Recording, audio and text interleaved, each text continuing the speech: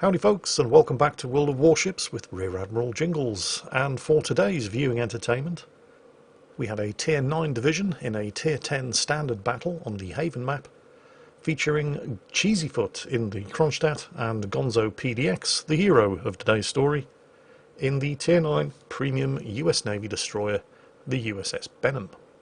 For Gonzo, in particular, this matchmaking could only really be worse if there were a couple of aircraft carriers on the enemy team. The lack of any fun police, however, is the only bone that the matchmaker is throwing him. Well, it's not just him. The Yugamo on the enemy team is probably also looking at the relative team lists and thinking to himself, "Oh God, why me?"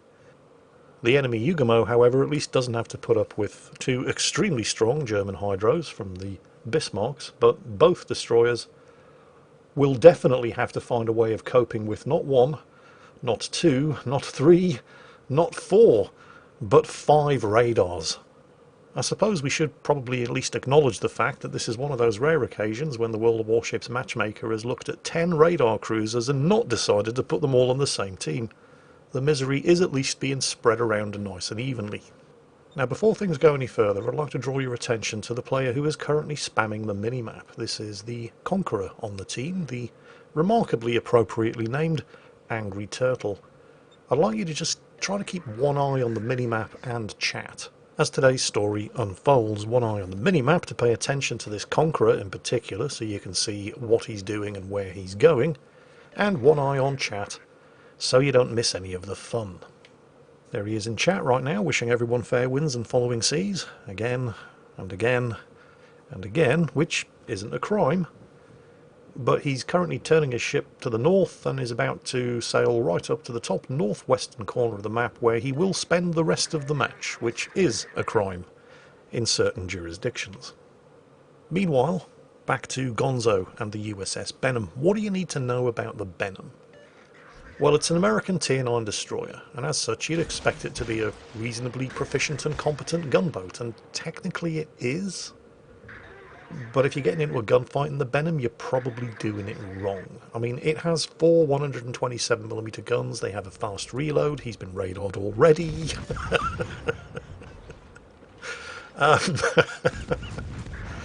But the guns are, quite unusually for an American destroyer, not the strong point. They're alright, but you don't really want to be relying on them unless you're fighting another destroyer. And if you are, you better hope it's nothing French, Russian, Swedish, anything else American, British, or anything Japanese that's an Akazuki, Kitakaze, or Harugamo. You get the general idea.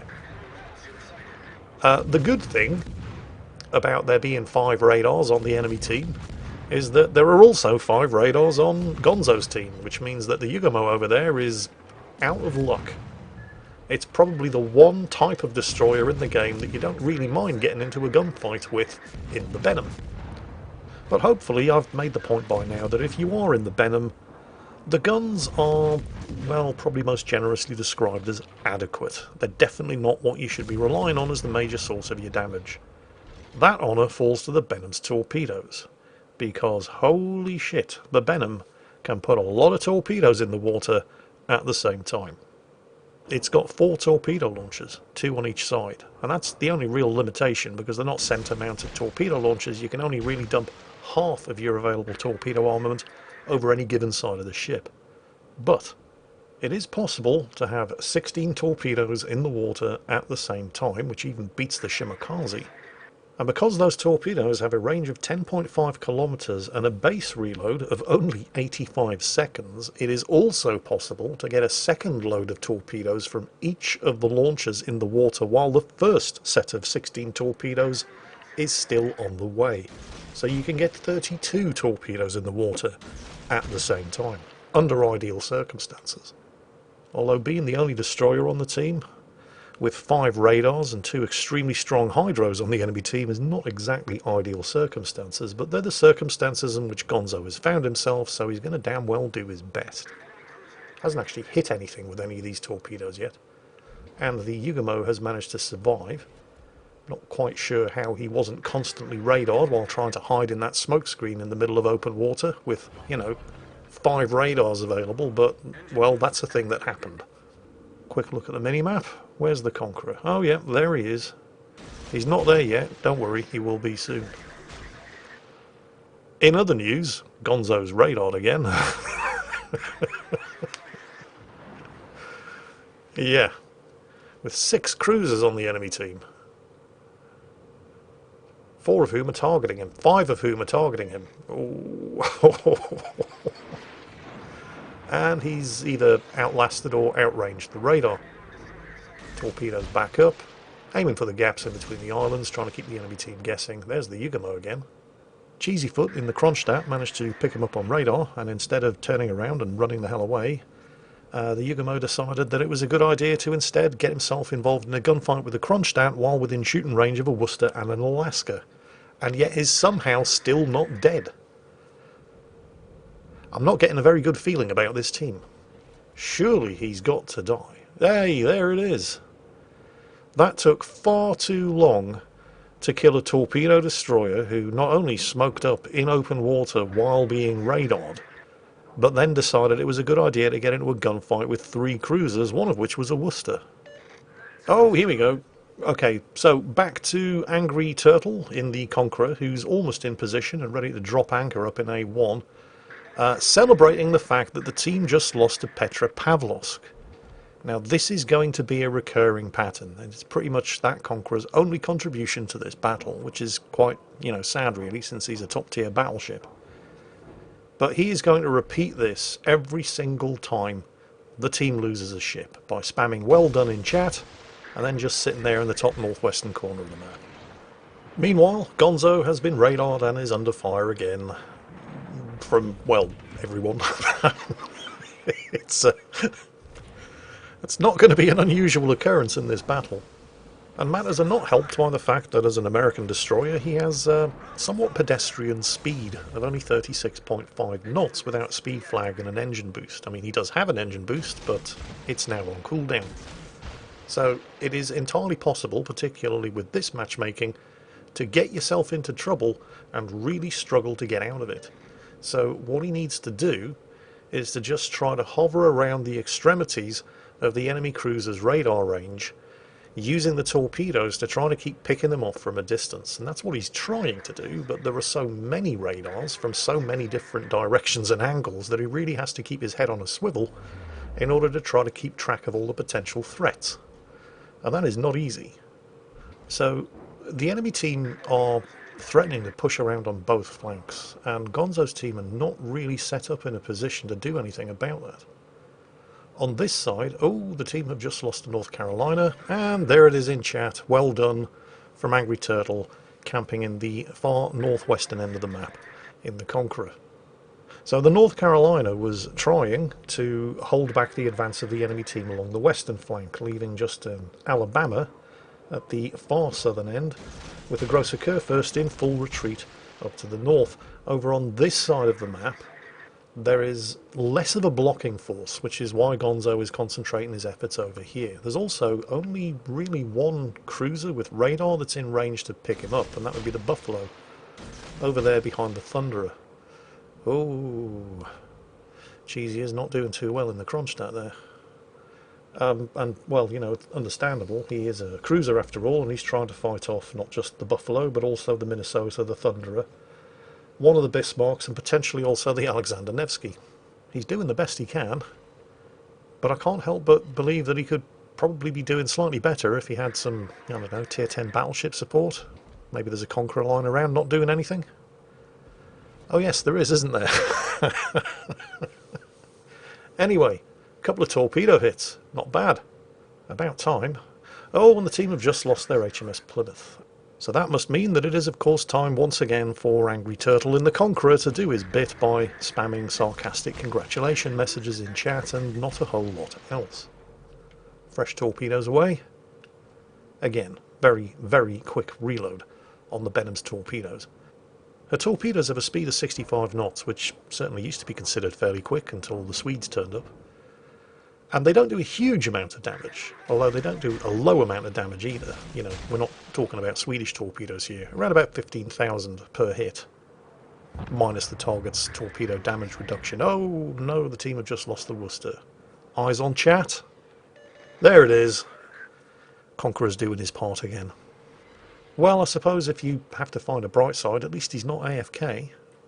Although, honestly, I think AFK would have probably been better. Get some more of those, yes, some more of those torpedo hits, but no kills, unfortunately. The team really, really needs the kills. They're down 4 ships, they've only sunk 1. Some more torpedo hits, there we go. Nice. Can we get a congratulations from the Conqueror? No? Nothing from the Conqueror. There's a double flood there, and another kill. Can we get a congratulations? No, the Conqueror only congratulates the enemy team. Right, well, that was the Buffalo, by the way, so 1 radar down, only 4 to go. Speaking of which, there's the Alexander Nevsky. He can knock out the Nevsky as well. That's probably going to be all of the radars on this side of the map. Although the Bismarck's Hydro is going to be a bit of a problem as well. So some torpedoes out on the Nevsky. Notice how he's using the islands here. Because even if he does get radar, if they don't have line of fire, they can't hit him. More torpedoes out against the Nevsky. Keeping his eye open for anything sneaking up behind him. Things haven't completely collapsed on the other end of the map. I mean, they are still in with the chance here. They're only 1 kill down. And there's a lot of torpedoes, and I think the Nevsky's seen them. Is he going to take one anyway? He is, but only 1, so he hasn't managed to sink him. That is unfortunate. And since the Nevsky's probably going to be firing up his radar, Gonzo's ducking in behind the island, so even if he is detected, nobody other than the Minnesota over there can shoot at him. But look at the minimap, you'll know that he is heading in the direction of yet another radar cruiser who has just popped up, heading in the same direction. The Dmitry Donskoy. Oh no, the team have just lost Niwa. And there's the Conqueror with the sarcastic, well done again in chat. I'm not entirely sure why I keep pointing this out. He does it every single time because that's just the kind of cross-eyed, buck-toothed, sister-shagging twat he is. But, well, you know, it's a thing that happens, so I feel it's worthwhile pointing it out just in case you forget. Meanwhile, Gonzo is basically surrounded by radar cruisers and is therefore having to play things extremely close to the knuckle. Baltimore down there to the south, some torpedoes on him. The team have just lost to Cleveland. More congratulations in chat from the Conqueror. Although while the Cleveland was knocked out by the Baltimore, he did manage to take out the Goliath. So, you know, trading a tier 8 cruiser for a tier 10 cruiser isn't bad, except when you're behind on kills, you don't want to be trading at all. Oh, there's the radar. Team have just lost another ship. Cheesy's finally gone down. And there's the entirely predictable sarcastic congratulations in chat from the wanker in the top northwestern corner of the map. Everybody who can is shooting at Gonzo. But again, he's managed to use the islands in such a way that while most of the available enemy ships that had the range to shoot at him were targeting him, only 1 actually had clear line of fire. It's not looking good though. I mean, despite Gonzo's efforts, they're 300 points and 3 kills behind. And they are basically now in a crossfire, which is bad news for the cruisers and battleships. I mean, it's not great news for Gonzo, but as long as they can't see him, he doesn't need to worry about it. And if they can see him, oh, he's radared again. Well, he's making effective use of terrain, so even if he is spotted, nobody can actually see him because he's keeping the islands in the way. Which is allowing him to be a bit more aggressive over here than you would normally expect. I mean, they know he's coming. Wait a minute. They know he's coming. How can you not know he's coming? What's going on here?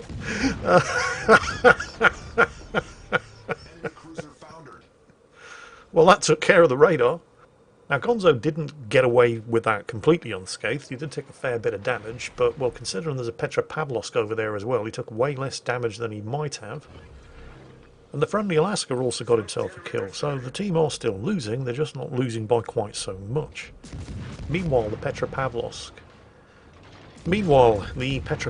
appears to be hiding from the Alabama and the Grosser Kurfürst behind the island over there, and Gonzo, probably figuring that if his radar was ready to go, he would have used it by now, is taking one of the rare opportunities in this battle to actually get some use out of his smokescreen, and attempting to do some damage to the Russian Tier 10 cruiser with his little 5-inch high explosive shells.